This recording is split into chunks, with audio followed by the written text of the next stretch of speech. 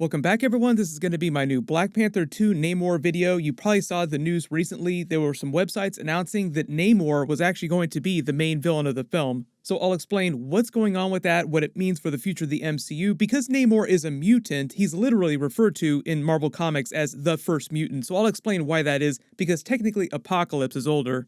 And that sort of fits into the overall plan for Marvel Phase 4. But if you're brand new to the channel, be sure to subscribe to get all the videos. They're going to be filming the movie really soon, and we have Loki episodes that are starting tonight. That's right, midnight tonight. I'll be posting my Loki episode 1 video early tomorrow on Wednesday. We're doing a giveaway for Disney Plus memberships. All you have to do to enter is be a subscriber and just let me know what you want them to do with the Black Panther movies going forward. Even though we have really big movies like the Fantastic Four movie coming out after Black Panther 2, a lot of people are pointing to Black Panther 2, which is now titled Wakanda Forever, as being one of the big turning points of Marvel Phase 4 when we transition to Marvel Phase 5 and you start to see more legit mutants popping up in the MCU, like some of the big Fox X-Men characters showing up in the Marvel Cinematic Universe. But if you didn't see the news the past couple of days, the Luminerd was the one that was reporting this initially. They're the ones that broke the news, and usually they've been pretty accurate in the past about stuff like this. So addressing the whole issue of Chadwick Boseman passing away and how they may or may not have changed the plot of the film, Kevin Feige and Ryan Coogler have been talking about a lot how the movie will handle the issue of Chadwick Boseman passing away, and he's still supposed to be a huge part of the plot and critical to how the story plays out. Namor is a really easy way to do that just because of their rivalry in the comics, and I will explain why they are rivals, what happened to set that off in the comics, and obviously some of the references that we've seen to Namor in the MCU so far, Namor and Atlantis, because they've already canonized those characters to the MCU.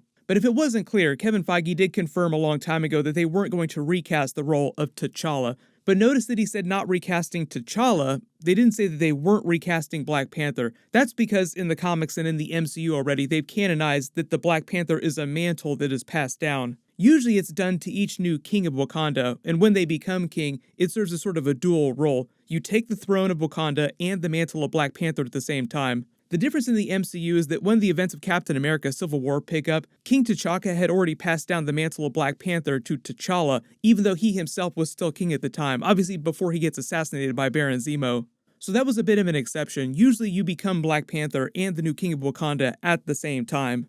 But the news site that broke this Namor news said that Tenoch Huerta, the Mexican actor who Marvel previously confirmed was going to be a mystery villain in the movie, was the person who was secretly going to be playing the Namor character. And they named a couple of other new characters being cast around him as other versions of Atlanteans. They reported the movie is casting some North and South American actors of indigenous backgrounds as two Mayan characters, being referred to as Ziana and Cadmael, and they're claiming that those are meant to be code names for Namor's cousin Namora, and another major Atlantean warlord character from the comics named Atuma. So it makes sense that if Marvel wanted to do a version of Namor and a version of Atlantis, they would want it to visually look very different from DC's version of Atlantis and Atlanteans, so you don't have a lot of people being confused comparing it to DC's version of Aquaman.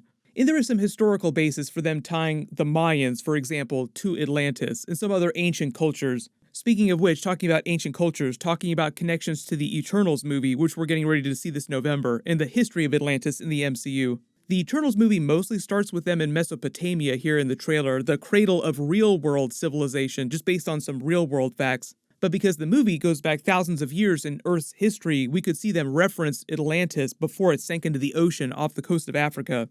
Atlantis in the MCU was canonized over here on Nick Fury's map way back as early as Iron Man 2, and they referenced it again during that big Avengers Endgame scene when Okoye is reporting on the quote-unquote underwater earthquake that Wakanda is just going to ignore. Get a reading on those tremors? It was a mild subduction under the African plate. Do we have a visual? How are we handling it? Net. It's an earthquake under the ocean. We handle it by not handling it.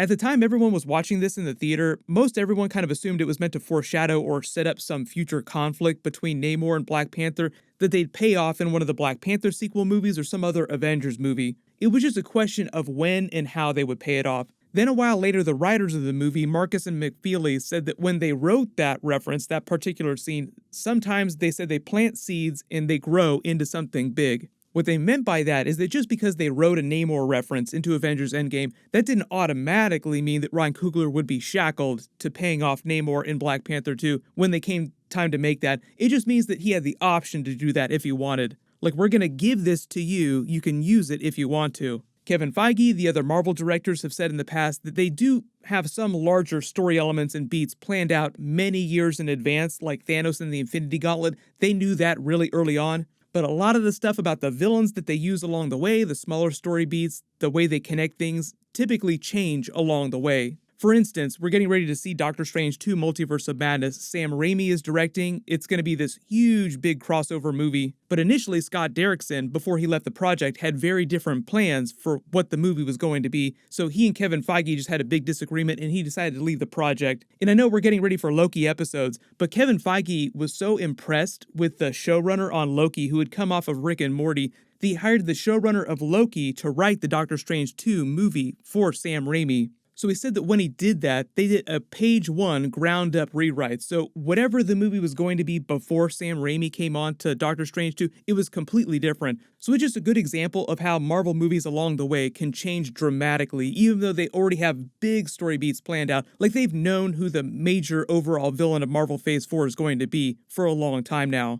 I don't know if Ryan Coogler had always planned on using Namor as the main villain before Chadwick Boseman passed away, but they have such a rich rivalry in the comics that goes back many years. Namor was just one of the first big mutant characters that everyone was talking about after Avengers Endgame, like he would be an amazing Black Panther 2 villain, just near the top of most people's lists. Real easy slam dunk on a story level for a number of different reasons. And one of them is that now Namor can help them solve the issue of Chadwick Boseman passing on a story level. You just make Namor responsible for the death of Black Panther at the beginning of the movie, and you have it be retaliation for Wakanda not coming to their aid after Thanos snapped the Infinity Gauntlet in Avengers Infinity War. But the reason why Black Panther and Namor have this epic feud in the comics, it actually goes way back to T'Challa's childhood, when he and Namor teamed up to track down some Wakandan criminals that had fled to Atlantis. He gets the sense that Atlantis is going to be powerful enough to become this real threat to Wakanda, because Wakanda, up to this point, had been thought to be the most advanced society on the planet, so who could possibly threaten them? Well, big surprise, Atlantis is also one of the most advanced societies on the planet. They've just been hidden at the bottom of the ocean this whole time. Then it really didn't turn to all-out war till later in Avengers vs. X-Men, which is actually a more recent comic book. They have their first actual battle between Wakanda and Atlantis. The Phoenix Force inhabits 5 different mutants, and one of them is Namor. Namor goes a little bit drunk with power and decides that he has a duty to invade Wakanda because he thinks that they're harboring Atlantean criminals. Shuri herself later retaliates by invading Atlantis with a bunch of Wakandans, killing a bunch of their people, and Namor treats this like an escalation, and it goes to full-blown war. Then if you remember the Avengers Time Runs Out storyline where you have the Illuminati, the Avengers trying to save Earth from the destruction of the entire multiverse, Namor winds up defecting to Thanos' Cabal, which is like the evil version of the Illuminati. Even though the Illuminati is made up of the biggest Marvel hero characters, they make a lot of really shady decisions themselves too, so it's all shades of gray. But Namor uses the chaos of what's happening in the Cabal to invade Wakanda on the DL, massacring even more of their people, devastating their country, after which Black Panther finally kills him, then tosses him into a parallel universe just as it's about to be destroyed. And that was all in the lead up to Marvel's Secret Wars event. And no spoilers or anything, but there is some big stuff happening this week in the Marvel Cinematic Universe that references Marvel's Secret Wars happening in the future. So I'll do a separate video about Secret Wars Easter eggs later this week. Almost everyone, the Russo brothers, have been talking about Avengers Secret Wars down the road, how it'd be a really cool story arc to do, but it just take Marvel a while to build up to that. So it does sound like they're setting the seeds for Secret Wars. Like that's why Marvel Phase 4 is treading so heavily on the multiverse, because Secret Wars is a big multiverse event. Even though the term Secret Wars refers to a couple of different comic book arcs, there's the Beyonders Secret Wars from the 80s, and then there's the more modern multiverse Secret Wars story. I'm talking about the more modern multiverse story.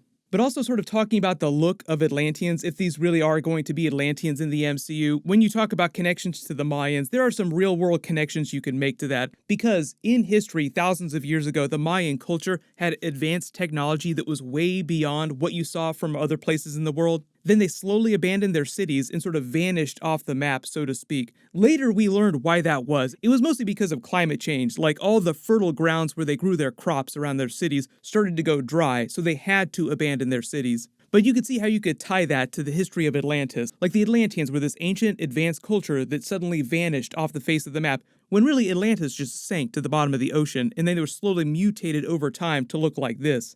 Namor himself is half Atlantean, but he is king of Atlantis, just like Aquaman is king of Atlantis. The reason why he's called the first mutant is because he debuted first in the comics as a mutant character, so Marvel calls him the first mutant, even though within the context of the Marvel storyline, like the main Marvel timeline, if you're talking about the oldest mutant, Apocalypse is technically the oldest mutant. There's also a big connection between Apocalypse and the Celestials too, so even though we're probably not going to see Apocalypse inside the MCU for a long time, I will talk about him when I do more Eternals videos.